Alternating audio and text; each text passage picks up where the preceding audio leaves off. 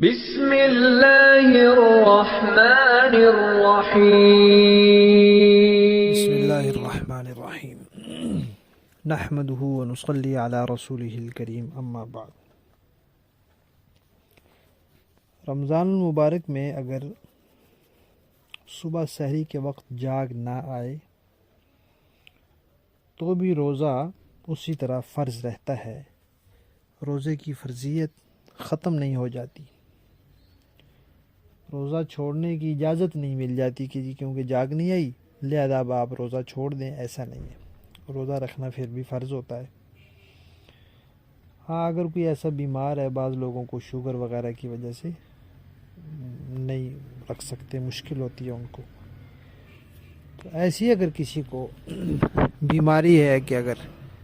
سحری کھائے بغیر روزہ رکھا تو کہیں جان ہی نہ نکل جائے بیچارے کی یا بے ہوش ہی نہ ہو جائے، تو اس کے لیے تو گنجائش ہے۔ عام تندرست آدمی جس کو ایسی کوئی بیماری نہ ہو وہ 24 گھنٹے بھوکا رہنے سے نہ تو بے ہوش ہوتا ہے اور نہ فوت ہوتا ہے۔ اس لیے اگر کبھی جاگ نہ آ سکے تو بھی روزہ بہرحال رکھنا چاہیے اور اس کو مکمل کرنا چاہیے۔ اور رات کو جب ہم سوتے ہیں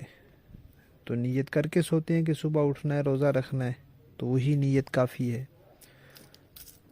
ورنہ جب جاگ آئے تو اس وقت نیت کر لیں۔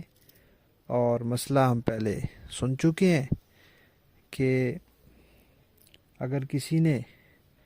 صبح صادق کے بعد کچھ کھایا پیا نہیں ہے، روزے کی کوئی خلاف ورزی نہیں کی، تو اس کے لیے گنجائش ہے وہ زوال سے 1 گھنٹہ پہلے تک بھی روزے کی نیت کر سکتا ہے۔ تو اسی طرح یہ گنجائش اس کے لیے بھی ہے جس کو جاگ نہیں آئی اور وہ سحری کا وقت نکل گیا، تو رات والی نیت کافی ہے، ورنہ پھر جب جاگ آئی ہے تو اس وقت نیت کر لیں، روزہ ہو جائے گا۔ اسی طرح اگر کسی کو غسل کی حاجت ہو اور صبح جب جاگ آئی تو وقت کم تھا، اب اگر غسل کیا تو سحری چھوٹ جائے گی، سحری کھائی تو غسل میں تاخیر ہو جائے گی، تو اس کے لیے شریعت کا حکم یہ ہے کہ وہ تسلی سے سحری کھا لیں اور بے شک وقت ختم ہو جائے بعد میں پھر غسل کر لیں اور پھر اس کے بعد نماز پڑھ لیں،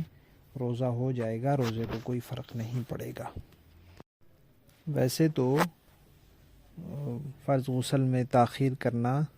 پسندیدہ نہیں ہے، لیکن چونکہ یہاں روزہ رکھنا ہے، اس کے لیے سحری کھانی ہے، تو اس لیے گنجائش ہے کہ وضو کر لیں یا کم از کم ہاتھ ہی دھو لیں، اس کے بعد سحری کھا لیں اور پھر جب سحری سے فارغ ہو جائیں تو پھر تسلی سے غسل کر لیں۔